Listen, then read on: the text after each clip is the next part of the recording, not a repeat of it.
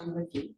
I was just thinking this morning how Francis has been quite significant in our life. A few years ago, I took some students to Rome, and we were partially hosted by former Archbishop of Aotearoa, New Zealand, David Moxon, and he took us to Assisi, and we learned a lot about Francis and Claire, so that was a really wonderful trip.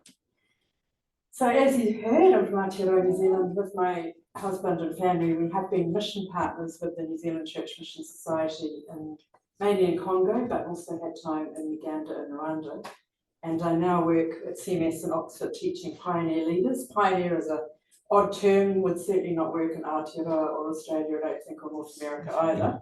Because when you think of pioneers, you think of white men and machetes slashing through the bush, but that's not what we mean. We mean people, it's actually a Church of England word, and it can be ordained pioneers and lay pioneers. I'm lay, by the way, I'm not ordained. And they're people who work on the edge of church or outside church trying to establish faith communities, which is often a long, slow journey.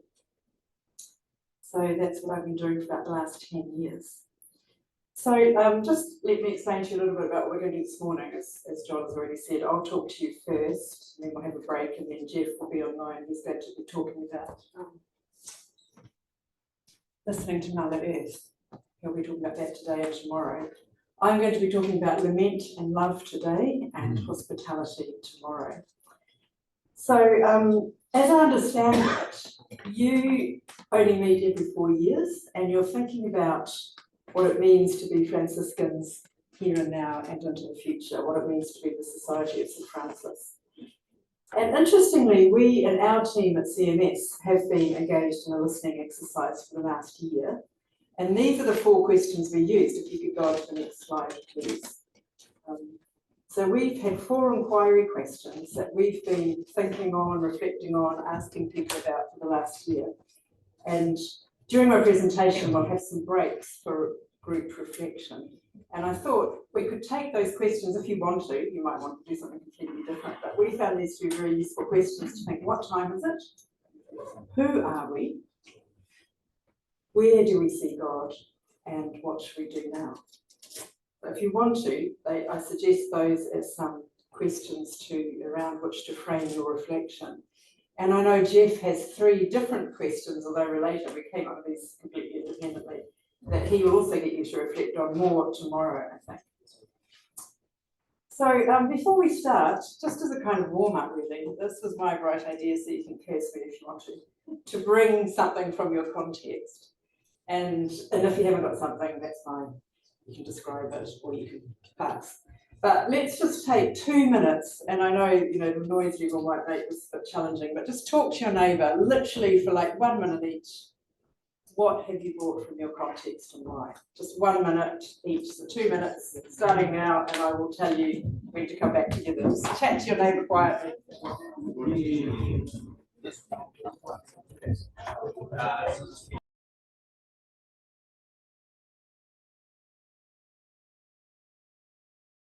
Engaging in that, it's just, we do that exercise with students. It's really to remind us, as we say at CMS, context is everything. We all come from a context. It's important to pay attention to that context. It's important to know where we come from and how that context has shaped us. And also when we engage and encounter other contexts, that opens up our blind spots, doesn't it? And we also have a little mantra at CMS, which I'm sure you will appreciate, is that everyone has a piece of the wisdom. So we're all learning from one another. Everybody has a piece of the wisdom. So I thought I would start off with, it's actually about lament and hope. We're going to start with lament and we're going to finish with hope. Although we'll be spending longer on lament. Partly to set the scene, because I feel like since COVID, the world is obviously a different place. And when you think back to those times of the lockdowns, COVID, I think all over the world, but particularly in Britain, it's constantly in our news, increased mental health issues, particularly amongst young people, huge absenteeism in schools. And I know this is also true in Aotearoa, New Zealand. I know my own family with my great nieces and nephews. Economic fallout, the invasion of Ukraine, climate disaster, climate grief, and also for some of us getting to grips with our colonial histories. Rose must fall, but she hasn't, she's still in the high street in Oxford. Decolonising the curriculum, all of these issues, it's a lot to deal with. And lament seems like the only appropriate response. Lament, confession, repentance, hopefully leading to hope. So I've done quite a bit of thinking about this over the past few years and done some reading around it, and I thought I'd just share some of this with you this morning because, and particularly from the Book of Lamentations, actually is a very good book to read on lament. And I can recommend some good commentaries on that if you would like later. But I think I've come to appreciate from this reading that lament can also be a form of resistance, which is that title. By the way, I can send you this talk if you want to. Lament can be a form of resistance, and I think can ultimately bring about justice, newness, and hope. But I think you've got to go through the lament to get there. There's no shortcuts. Jeremiah knew this, Amos knew this. But it's an inverted parabola, isn't it? You have to go through the lament to get out the other side. Maybe we could think of the African American spirituals, the slave spiritual songs, as an example of resistance. So that's what kept them going. And it was actually subversive and an example of resistance. And in that way, lament is also a form of agency. It's kind of taking back control, isn't it? And I think a cry of anguish, as we see the first word in the Book of Lamentations, is ikar. It's actually a very visceral, embodied cry of anguish and lament, which names the suffering and the mourning. It names what is lost. And it's a way of standing in the midst of that suffering. And in that way, I think lament deepens our engagement with the world of suffering, but it also, at the same time, then invites us to move on into more active social and political engagement for justice. So instead of just theorising about this and being all esoteric, I want to offer you quite a dramatic example of this and some further reflections by telling you the story of Maggie Barankitse. She's a Burundian woman. Do any of you know her story? We're going to watch a little video clip in a moment. So Maggie is a Tutsi. She was in Burundi, not Rwanda. Burundi to the south of Rwanda, there she is. She's a Tutsi, and she was caught up in the ethnic massacres in Burundi in 1993. So in October 1993, she hid in the local bishop's residence as soldiers attacked, some of them from her own extended family, stripped Maggie, tied her to a chair, and then massacred 72 people, including one of her best friends. Amazingly, her 7 adopted children survived. Maggie's single, she'd adopted 7 children. They all survived by hiding in the sacristies. Emmanuel Katongole, whom you'll meet on the video in a moment, narrates her story. He says, Emmanuel Katongole is a Ugandan Roman Catholic theologian. He's superb. He says, after the massacre, Maggie crawled into the chapel. She prayed as she cried, "My mother taught me you're a God of love. She lied to me. You are not love. God, why was I not killed? Why am I here? Why, oh God?" The cry of lament. And as she prayed and cried, she heard Chloe, one of her children, that had escaped by hiding. Bribing the militia with money. Interesting thing about bribing, because this morning we were reading about that. Bribing the militia with money, she managed to save another 25 children. Life is complex. Bribing the militia with money, she managed to save another 25 children from the burning and from the building, and as night fell, she sought refuge at the home of a German development worker. She went on to set up Maison Shalom, houses for children, farms, businesses, a swimming pool, a cinema, a hospital, a nursing school, a microcredit finance union, and even a university. Now we're going to watch her story and then I'll have some further reflection on it. It's a 7-minute video clip. Thank you.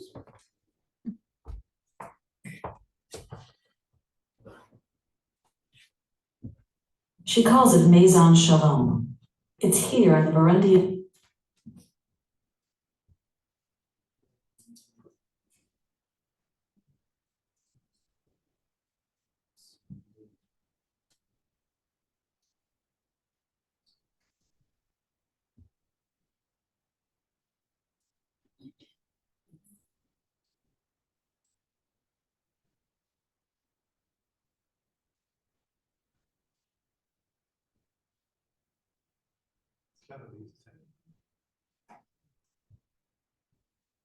She calls it Maison Shalom.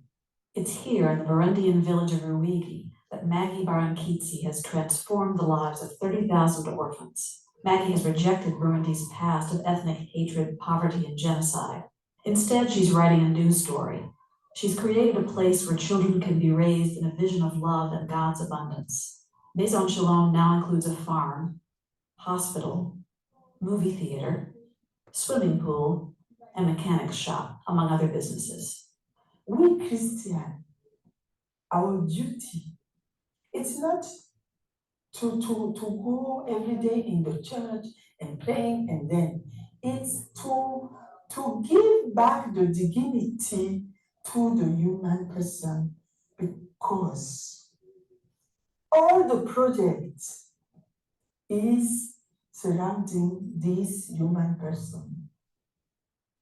Yes, we can give clothes, we can feed the person, but if he has no dignity, it's not. It began at the start of Burundi's civil war. Maggie, an ethnic Tutsi, was working as a secretary at the Catholic bishop's house in Ruwigi. She had adopted 7 children, 4 Hutus and 3 Tutsis. In October 1993, Tutsi assailants attacked the compound. Maggie was stripped naked and tied up. 72 Hutus were killed before her eyes, including priests and nuns. One was her best friend, Juliet. My friend Juliet looked at me and said, please, educate my children, didn't resent like your own children. Give them the love, but I prefer to die with my husband. And then they cut the head and they give me. Maggie's 7 adopted children survived, and she managed to save another 25 children as well. But she didn't stop there. This horrific experience was the start of Maggie's calling, not just to save children, but to proclaim the gospel message of love by raising a new generation without the hatred and bitterness she already saw growing in their eyes. Every day I improvise new line, but because love makes us inventor. Emmanuel Kotongole is a Catholic priest and professor at Duke Divinity School. He's the author of The Sacrifice of Africa, a book about Christian leaders in Africa, including Maggie. Maggie says, love has made me an inventor. But in order to understand what she says and what she means by love has made me an inventor, you need to go back a little and discover that for Maggie, love is her true identity. She is, in a way, entering into that story of love and kind of allowing that story to, if you like, explode from within in order to show what it means. That's what she says. Love has made me an inventor. Kind of living within that story of love in a way allows me to invent a new future. So being an inventor is about inventing a new future of being God's love. But Maggie's calling was to do more than just protect children.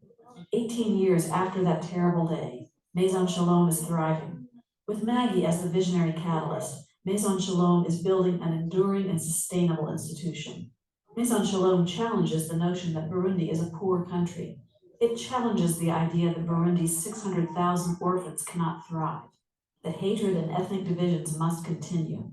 It's so stupid to hate the others because they are different than us, because it's harmony. To see Hutu and Tutsi together, Congolese, other white person, God wants to make, it's so beautiful to see those differences become richness. Maggie insists that the people of Burundi can live full, rich lives. This includes entertainment, such as watching movies and swimming. When they ask me, you want to make a cinema in Ruigi where there is a war and they will destroy everything? And why a cinema and a swimming pool? And I said, why you must always give us clothes and so we can dream like you. Maison Shalom now comprises many businesses, including a mechanics school, a tailor's shop, and a hair salon. You see, to dream also, not only to, you can sit and they will cut your, All are part of the vision. The enterprises generate income and make Maison Shalom sustainable, but they also carry a powerful theological message. The swimming pool isn't just a place for the children to have fun. It's a symbol of the waters of baptism built on a killing field. And then when I have found many bodies, because I am Christian, I said I will put a swimming pool in, because of the water of our baptized, clean all the sin. Maison Shalom also includes a morgue. In a nation where killing has become routine, families now have a place to honor their dead. For this dignity, I must give opportunity to the family to cry. There's an area for celebrating and feasting. In the midst of so much death, this space speaks to the hope of resurrection. We never die, really, because we go, our mission on here is finished. We continue another because we are created for eternity. Maggie is sharing her vision beyond Rumigi and even Burundi. Maison Shalom is a demonstration plot of hope. Her work has been recognized with the Opus Prize, a faith-based humanitarian award for social innovation. Maggie wants to foment, if you like, a revolution. She calls it a revolution of love. And so it's quite ambitious. She wants a revolution, not only in Ruhigi, in Burundi, beyond Burundi, but to the whole world, a revolution of love. My dream is to build all over the world Shalom House, to say we are only one family. And it's my dream, like John Lennon and his song, Imagine. Under Maggie's leadership, Maison Shalom has become a place of hope, joy, and a new community.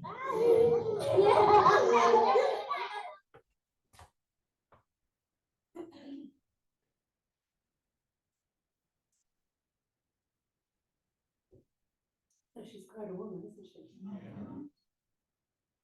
So I'll just reflect a bit further and continue her story. So firstly, I think there are some important things to note about Maggie in the context of Lament.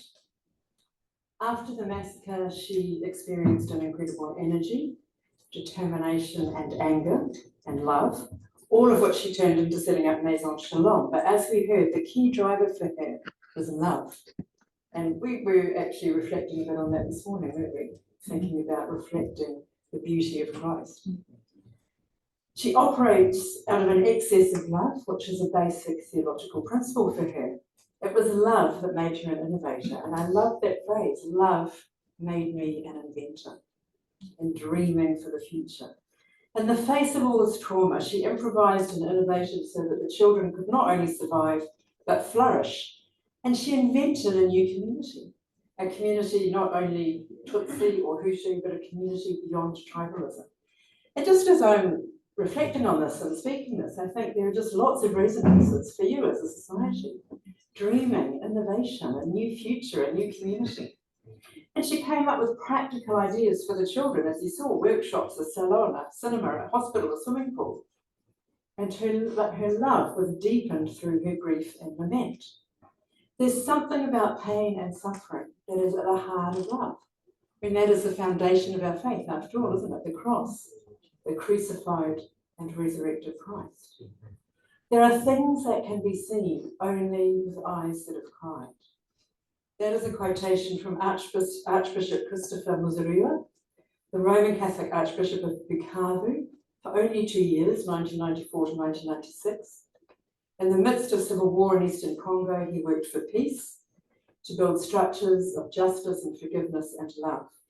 He experienced the war, the ethnic violence, the refugee crisis, the destruction of Bukavu. He was a prophet for a new vision of society, and after 2 years as Archbishop, he was assassinated, shot dead at a checkpoint. There are things that can be seen only with eyes that have cried. And out of the pain and intense suffering and anger, Maggie found the courage to take risks and to innovate. She was determined that death and evil would not have the last word, because she innovated something new which offered newness and hope. I think it was Rob Bell that said this, because love wins. And I think it's really important to remember that, because there is a PS to Maggie's story. So in 2015, President Pierre Nkurunziza, the president at that time, decided to run for a third term. Some of you may remember this. This plunged the country into crisis. Thousands fled, hundreds were arrested, many were killed. Maggie, as a prophet for justice, spoke out strongly against this third term, which was illegal. She was targeted and she fled into exile in Rwanda, where she is still living and working. The government shut down all the Maison Shalom programs, including the schools and the hospital in Rwanda. They closed the bank accounts, they confiscated all the assets, and they even killed some of the children. So these events have obviously deepened Maggie's lament. It's not a happily ever after story. And somehow that makes her story more real and more poignant for me, because it'd be good to see that video and finish there, wouldn't it? Think, oh, what an amazing woman, you know, she clearly is not a woman to be messed with, I imagine. And obviously got a lot of drive and stamina and resilience and determination, but it's not a happy ending. And she had to flee and start all over again. And I think that story says to me, we do what we can with the resources we have in front of us, through the inspiration of God's Spirit, and we leave the rest to God. However, her story is not over. She fled to Rwanda, where she now lives in exile. And I read the rest of her story in Katangole's latest book, published last year, which is called Who Are My People? Love, Violence and Christianity in Sub-Saharan Africa. So to keep you right up to date with Maggie, she fled to Rwanda, where she now lives in exile, and she started all over again, another Maison Shalom, a vocational training centre primarily for Burundian refugees in Rwanda. And Katangole draws some intriguing lessons from the story, which I thought might be pertinent for you. So we've already noted that she's driven by love and compassion. Maggie claims that she said in that video, love, she or Katangole said, love is our true identity. Love is the most beautiful calling of human beings. We are created out of love and to love. And Katangole asserts that her efforts to invent a new community beyond tribalism are a form of madness, and that to be a Christian is to be invited into a drama of madness. So maybe in 2023, to be a first order or third order Franciscan is a kind of madness. It's a madness that just says something very different to the world, to consumerism, to tribalism, to hedonism, to competitiveness, to one-upmanship, to getting ahead. So being a member of the Society of St. Francis, from a human perspective, it's mad. Why would you do that? Indeed, Maggie herself reminds us that the first crazy man was Jesus, and she challenges us to be crazy for love. In Burundi, the majority of children that Maggie welcomed into Maison Shalom were orphans, street children, and former child soldiers. And the same continues in Rwanda. And this reflects a profound theological belief that God's love is for all, but especially, as you know, for the poor, the vulnerable, and the weak. We at CMS, one of our straplines is, come with us to the edges or to the margins and see what we discover there. Now, I know edge language is slightly contested and it's perhaps slightly patronising, and who says what is the edge, and when you're at the edge you probably don't feel like you're at the edge, but you get the drift. And we know that God is on the side of the poor, the vulnerable, and the weak. And during our year of listening in our team, the three areas that we feel drawn to in our focus for the next few years ahead, for our work, the focus of our work, are, if you like, three edge areas. So one is trying to make a home for young people, who are pretty absent in the church. One is, for want of a better word, making a home for and helping train diaspora, so diaspora communities in Britain, and the other is engaging with people who are poor. So three kind of edge areas that I think do reflect the poor, the vulnerable, the weak. And just while I'm on the theme, CMS 5 founding principles I thought I'd share with you, that I'm sure they'll resonate with you. I love them, I think of them most days of my life. Not in any particular order, but this is the order I remember them in. Start small, I love that. I come from a small country, small is beautiful, Francis Schaeffer. Stay small as far as I'm concerned. Start small, put money in second place.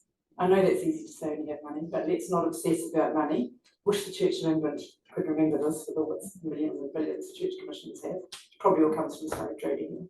Start small, put money in second place, pray, depend on the inspiration of the Spirit. And then the fifth one, back in the day, CMS was founded in 1799, all depend on the kind of people sent out, which I reinterpret to mean all depend on the kind of people we are, be a person of integrity, be a person that reflects the beauty of Christ. So this emphasis for the poor, the vulnerable and the weak. Now the next slide please. So Kadangole affirms, if God's love invents a new social reality in history, that reality begins, we know this, not in the centres of power. Boy, do we know this today. It does not begin at Westminster or the White House. It does not begin in the centres of power, but at the margins of society, with the overlooked and wounded individuals and communities. And we know that in situations of suffering and disaster, it's usually the poorer and the more vulnerable communities that suffer the most. So what kind of inventiveness or innovation might love drive us towards? And what might that mean for you, for the Society of St. Francis in your own contexts? What might that mean as we investigate our colonial history? Or I know in New Zealand there's discussions about, I'm not sure if there's discussions about repentance, but co-governance, justice and co-governance. What does that look like? So what does this mean for you in your society and in your various contexts? Your own individual contexts, your regional contexts, and your wider context as the Society of St. Francis. So Maggie's grief over her situation turned her into an inventor, which she expressed through resistance. So she resisted hatred, and she expressed it, and she took action through love and innovation. And Jeff will be talking more about this later, but we may experience similar feelings and reactions when we think about the future of our planet. I heard on the news yesterday driving here that July has been the hottest month ever, well, sorry, not hottest month ever, the hottest month in 120,000 years. It's almost ever. Get your head around that for a moment. The hottest month in 120,000 years. I mean, I'm not sure how they know that, but... In human history, we're currently experiencing the hottest temperatures ever experienced by humanity. So in a recent book on eco-anxiety, next slide please, Anglican priest Reverend Francis Ward writes about the deep foreboding she experiences about the future of the planet. A good friend of mine, Liz Hoare, spirituality tutor at Wycliffe Hall, writes, I'm crying as I write this because I'm so sad, so very sad at the loss of beauty and variety in this world. And we're experiencing climate grief, eco-anxiety, solastalgia, which means homesickness in a dying world, or what a Finnish theologian Panu Pikala names as difficult feelings because of the ecological crisis. So there's a small but growing body of work that's beginning to name this deep lament and fear that we experience as we grieve for our planet. Young English theologian Hannah Malcolm won the 2019 Theology Slam Prize in England with her lecture entitled Climate Chaos and Collective Grief. And she explores some of the complexities of this, from the temptation to romanticize Mother Nature, to flatten the differences between humans and other creatures, or to demonize all human activity. However, she reminds us that we grieve the death of particular things. Or, to put it another way, if grief is an expression of love, our grief takes on the shape of the places and creatures to whom we intimately belong.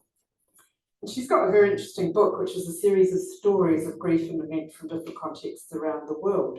describing the beloved things we've lost. So naming the grief and taking time to lament can then lead us to hope, innovation and action, as it did for Maggie. Next slide, please. So Frances Ward writes, to reach that fierce hope, I need to lament. And this can be in any context. We've looked at Maggie's context. I've just mentioned, and Jeff will talk more about this later, the ecological crisis and the climate grief that we're experiencing. To reach that fierce hope, I need to lament. We need to lament for the planet. To allow that ancient practice to find expression and to turn what can be a debilitating fear and anxiety outwards into action. We need resources to fuel this and to be able to live without despair. And that is something that you can offer as a community. You have those resources within you and around you and among you, and you can offer that. We can find hope in taking action and in reimagining how to live on our planet. So over 50 years ago, then General Secretary of CMS, John Taylor, I don't know if you've come across him, he eventually became Bishop of Winchester, died in Oxford in 2002. Very prescient man. A colleague and I actually wrote a book on sort of theology a couple of years ago, Imagining the Mission of John Taylor. So over 50 years ago, he was writing about the concept of enough, a theology of enough. That is a theme woven right throughout Scripture. For example, the law of the first fruits, limited cropping, the idea of Jubilee. And he wrote a book called Enough is Enough with some very practical suggestions, one of which was only have 2 children. He himself had 3, so I'm not sure how that worked. Only have 1 car. Don't have second helpings at dinner. Think about that tonight. Just some very practical ideas. More recently, don't ask me questions about this because I'm not an economist, although I have read a book, but it's very interesting. Next slide, please. I don't know if any of you have come across Kate Raworth and Donut Economics. So she's not a Christian, but she's brilliantly reimagined economics for the 21st century with her theory of donut economics, which aims to ensure that no one is left without. Imagine that. No one is left without. I mean, as far as I can see, economics is all guesswork. I don't think the economists really know what they're doing. So this theory is as good as anything, as far as I can see. No, if it leaves no one without, then that's, you know, pretty good testing of the theory. And it has an ecological ceiling so that the planet is not overexploited. She claims that we must reject economies that concentrate resources in the hands of fewer and fewer people. Is that not what we are seeing now? Is capitalism gone mad? Excessive, unbridled, unthinking excess. That's a quote from John Taylor. So reject economies that concentrate resources in the hands of fewer and fewer people as if they know what they're doing, and that we should design distributive economies. And so she's designed this model in which the goal is human thriving. It's all about the person, Maggie said. It's human thriving as well as safeguarding the planet's life systems and providing for all people's needs. And in her approach, everyone could live above the poverty line, partly because we would reject greed and excess. And it's that kind of innovative thinking that I think is needed for the survival of creation. Next slide, please. So I'm going to stop now. We've still got an hour, I think, nearly. So actually, I didn't think this fit through in terms of spaces. So John or Chris, you may have to help me. But I was wondering if we could go into groups. I've got another part which is on hope, which is a lot briefer, and we'll have some discussion after that, and maybe not some Q&A. So I've got an hour left, so I thought maybe we could get into groups of for 20 minutes, 25 minutes. You can discuss these questions or you can reflect in your groups how you like. But do we have spaces to go to? Do we have to stay in this room or can we split up and go into different groups? 45 minutes. I've got 45 minutes, okay. So if you go for 20, can we go into other spaces? Because I think it's going to be too squishy and loud in here to have a good discussion. We've got Cheery and we've got next door. Can we just have 3? Outside. It's probably okay at the moment to be outside. It shouldn't be too hot yet. Would 4 groups work? Is that too big? Well, if we're going outside, as many groups as we like. Yeah. When we go in the groups, we're in the mornings. Yeah. Are there enough spaces for that? Those spaces may not work because some of them are corridors. Well, I'm sure, we can be in those groups, so I don't have to go to the Yeah, same yeah, place. Are you happy to do that? Can Yeah. I'm going to assume that we're all grown-ups, you can self-organise. Sometimes this is a mistake with students, that you're grown up. So you can self-organise, get yourself into groups and be back here at 10:20. Is that okay? My group. Someone take questions, ideas? We talked about the time visit, and we talked about the importance of community in sharing scarce resources and being attractive in a time of great tribulation. So giving hope. Thank you. And one of the words that came out from our readings this morning in our group anyway was cooperate. Cooperate with others. So collaborating, cooperating, yeah, and community, very important. Thank you. In our group, the Korean members of our group talked about how deep the lament is part of the culture because of previous occupations and the partition of the country. So how visceral an experience it is, not quite like the movie maybe, but it's much closer to home. It felt for me than with me. But I thought that was important for us as a worldwide community to hear that. Yeah, thank you. And that's lament being a visceral experience and much more a part of Korean culture because of their context and history. And I mean, I guess we could say in Aotearoa, New Zealand, Pākehās, white people don't have too much to lament about, but the Māori, the Indigenous people, have plenty to lament about. And that's why we need one another, and that's why global perspective is so important. One of the courses that I teach is theology and global perspective, and we have a tutor from Malawi and a tutor from Nigeria and a tutor from Ghana in our teaching team, and that's very enriching and challenging to hear the different perspectives because we don't know what we don't know. No. And so that's a really helpful contribution that lament is much more a part of Korean culture and maybe something we need to hear and learn from. And perhaps build into our rhythms of life, appreciate more.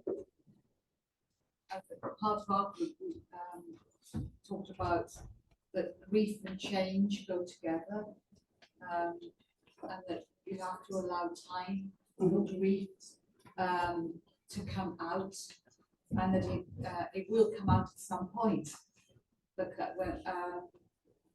And you've got to travel that, be in it, hear it, name it, because when things get difficult, then the I comes out, the ego comes out, and your fear comes out. You could die in this. It may not be a physical death. You know, I've got to preserve myself. So that has to be heard, and that. So there's the individual and the collective grief, and our story is all mixed up in that. Yeah, thank you. And if we think about the Psalms, I mean, 40% of the Psalter are Psalms of lament, so that makes it the biggest genre in the Psalms. But as we know, most of them go through this journey that you're talking about, don't they? There's a lot of expression of lament, but by the end of the Psalm, there's usually joy and hope. And of course, when it's compressed in a psalm, this feels like the quick and easy thing to do, but it isn't. There's that trajectory and that journey that you have to go through. And Emmanuel Katongole writes about this quite movingly in one of his books called Born from Lament, which is actually reflecting on Africa. And Africa being, and he thinks that Africa actually, despite, I don't know, I'm kind of homogenizing here when I say Africa, but obviously there's 66 countries, I think, in Africa. He calls Africa a laboratory of hope, you know, in the midst of the pain and the suffering and the war. And it's kind of, maybe it's a kind of macrocosm of what other communities and contexts can go through. And yet, as we know, there's much, we just hear all the bad news about Africa, but as we know, there's a lot of good news and a lot of joy. but there is a lot of lament, and that's where both in the Psalms you hear the people of Israel expressing it and in Lamentations viscerally, and God, you know, God can cope with that in the way God encourages us to do that, but it's to move through to hope, but to hope that is actually outworked. So it's resistance that leads into justice and innovation, which is why I think Maggie's story is quite powerful. It's obviously quite extreme, but it also shows us that there's no guarantee that anything's going to be a happy ending, and that things may last for a season. Any other thoughts people would like to share? Just thinking that we need to lament in our country as well as country. I'm thinking, I thought back to Grenville Tower, and the fact that I don't think we've taken that on as nationally as a lament. We've sort of thought, oh well, they're there in London, not a very sort of rich area, they don't really matter. And, but companies have got to make a profit anyway, and we're not going to do that much about it. We'll have an inquiry, but we won't really bring justice into the situation. I think we're very bad at lamenting. I think we're lamenting about the inequality in America. Well, there's plenty to lament about, yeah. So Grenville Tower was a tower in London that burned down because of its cladding. 80 people, I think, were killed, and they were given wrong advice by the fire service, and it was all a complete disaster. And Theresa May didn't even go and visit till she had to. But yes, we seem to sidestep many of those things. And lament is something you think that we as a people of God would know about from the scriptures and our involvement in life. And yet, certainly in Western culture, I'm not sure what it's like, and it sounds like it may be different in Korea and it may be different in Africa, South Pacific, Indonesia, Polynesia, but just think, when was the last time you heard a sermon or a Bible study group or a home group talk about lament? Or sang about it even. Or in the liturgy. I mean, as you said, 40% of the Psalms, but you never know it. No, because we have royal Psalms and all the, you know, the happy bits. Our group, or Warwick, wondered whether we're running out of time when we think what time is it. And certain places in the Pacific and other places around the world. They've already run out of time. They're running out of time. Yeah. They're running out of time. They're bought land in other countries because their countries will be unsustainable in the near future. Time is over.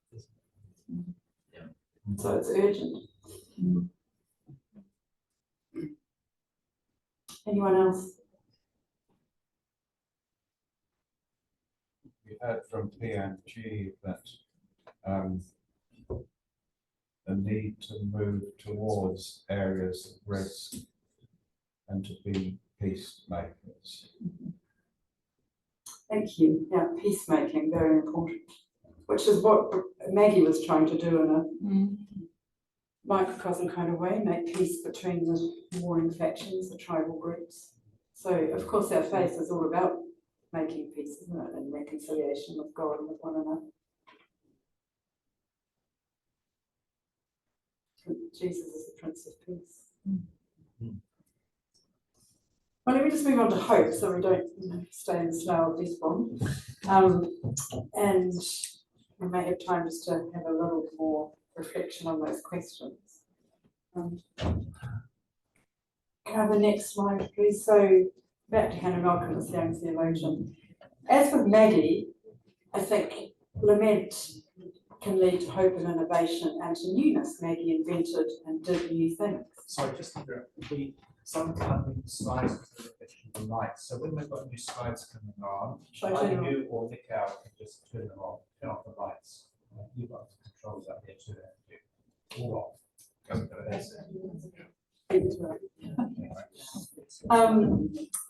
So Hannah Malcolm writes, to lament, we must name the damage, express grief, act out restitution, and so access restoring forgiveness.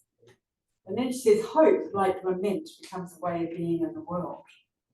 The hope, what is it, Emily Dickinson's thing with feathers on, or many feathered thing? Hope is difficult to define, I think. I mean, we all know what it is, but it's actually quite hard to define.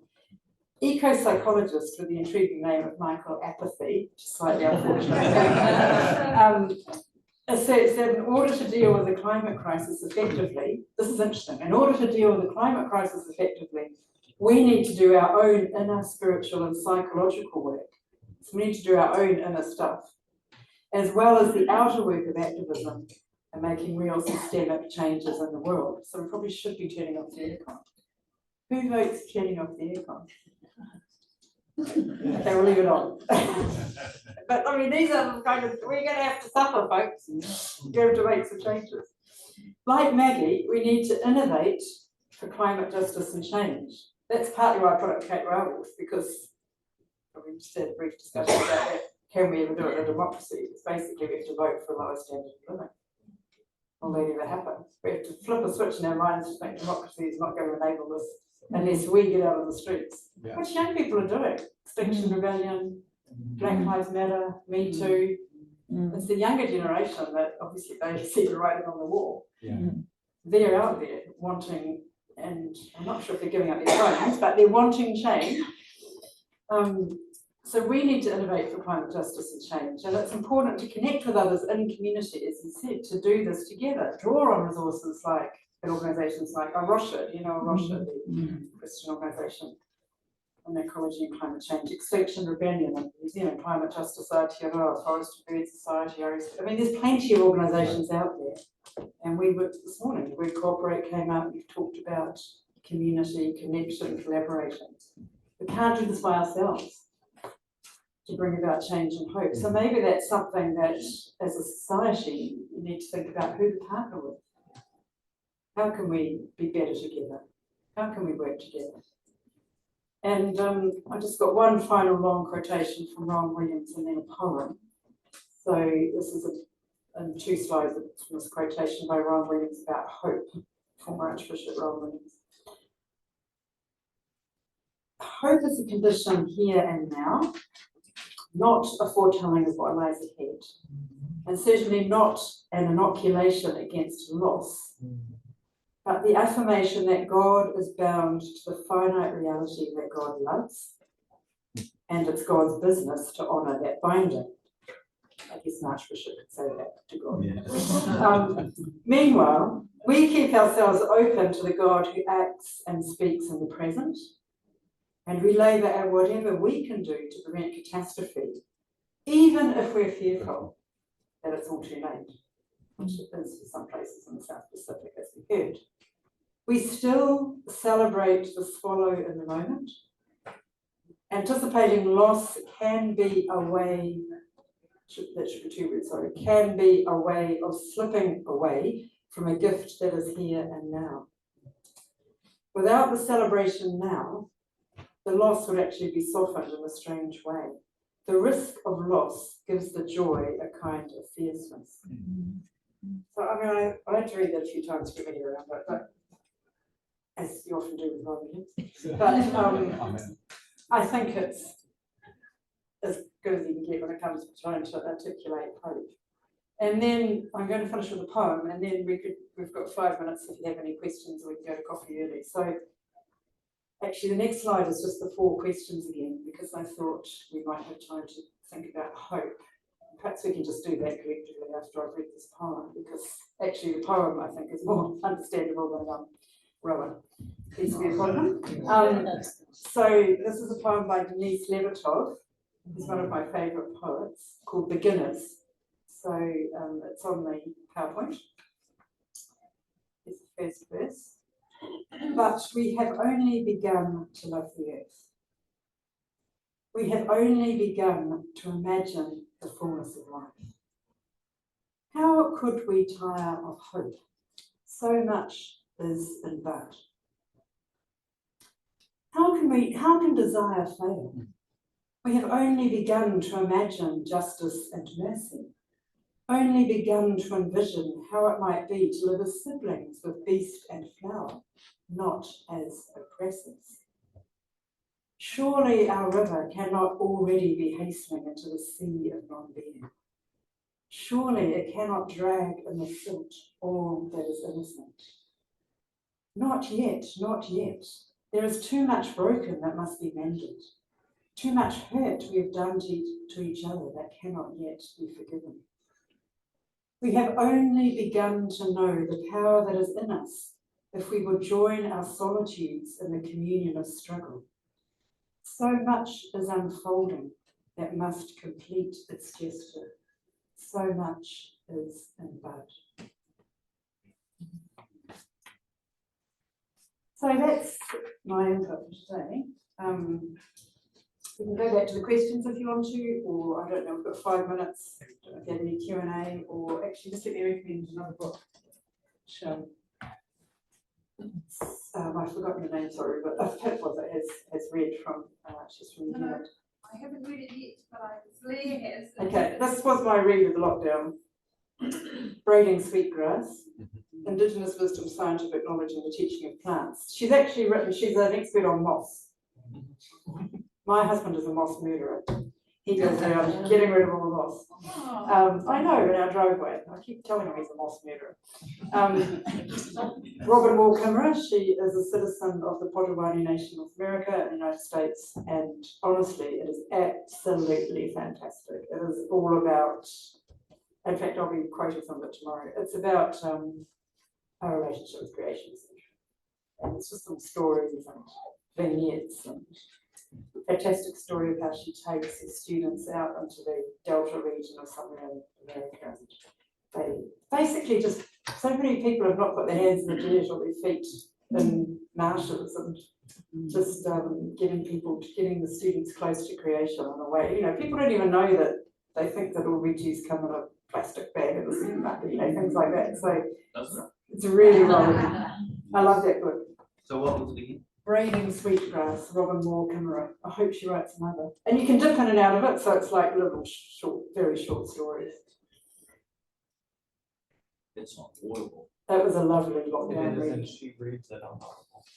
In fact, she is on one of the gardens in England, RHS Rural Horticulture Society Garden, can't remember which one, but wandering around, and she is on one of the audios that you can go around the garden for 2 or 3 minutes, and she's speaking about the grasses on the plains.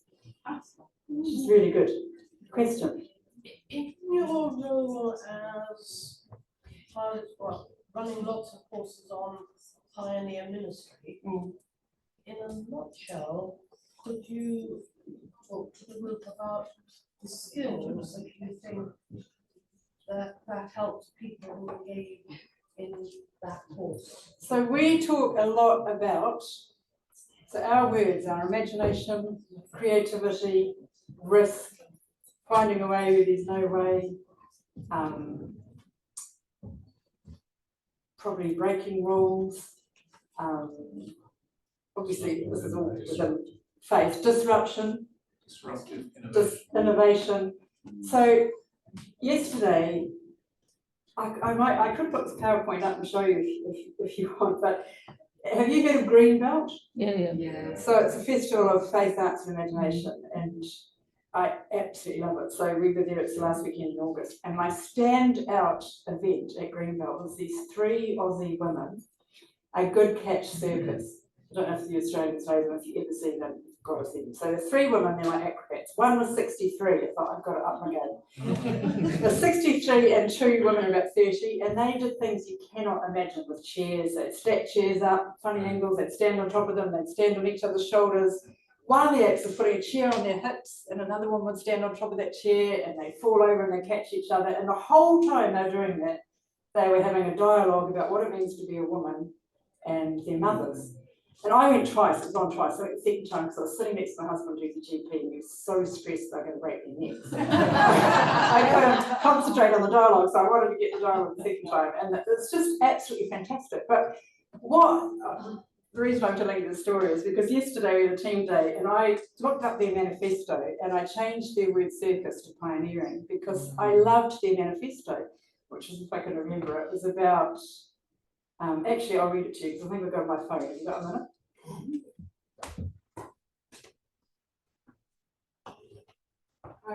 It was also, I love the fact that it was so joyful, and it was embodied. And I think embodiment is something that we really miss a lot in our Western culture, that we're too cerebral, and our faith is about bodies. So their manifesto, which I absolutely loved, they're feminists, so I love that as well, is, so I'm going to replace the word circus with pioneering. Well, you could put mission, I tried mission, but pioneering would be better. So this is their manifesto, which we could have for our pioneering course, I think. And all my colleagues agreed. We disagree, so this is the manifesto of the circus. We disagree, we divulge, we digress, we listen, and we change. Our process allows the physical connections that pioneering, circus bodies, shares to flourish and to deepen our understanding of difference. We aim to experiment, that's where we use a lot, without fear of failure, without adhering to genre expectations. I can be who I am. I don't have to be who you want me to be. Without adhering to genre expectations and with curiosity, that's another word we use a lot, about what pioneering can be. I think that's pretty hard to beat. I absolutely love their performance. I love the joyfulness, I love the embodiedness, and I love this idea that we can disagree, we can be different, we need to listen, we need to be curious. We were reading this morning, weren't we, in our readings about we serve others no matter what faith, creed, or religion, and not to get anything back. And of course, when we engage with difference, we need diversity. We know research shows that this is the problem with Westminster. They're all out of the same school. They're all straight white men. You're not going to get, well, probably not all straight white men, which you see now, obviously, somebody might as well be. You're not going to get richness and diversity if you're all the same. And you know this. This is why you have an international community. So the words, the skills we try and impart are listening. That's why we need to know our context, curiosity, attentiveness, joy. Doesn't matter if you make a mistake, have a go. You don't need lots of money. That's why I put money in a second place. In fact, not having lots of money is probably better because then you have to trust God and you make do and you're creative. So all those sorts of things are what pioneers are good at. And that's what we try and build on. And it's probably sometimes where we come into conflict with the Church of England because they're just down one track and we're trying to open it up. Does that answer your question? Thank you very much. It's coffee time.